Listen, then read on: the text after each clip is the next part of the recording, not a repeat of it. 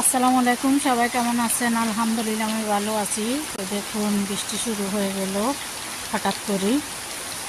সকালে কিন্তু রোদ ছিল, এখন আবার বৃষ্টি। বর্ষা শেষ হয়ে আসতেছে,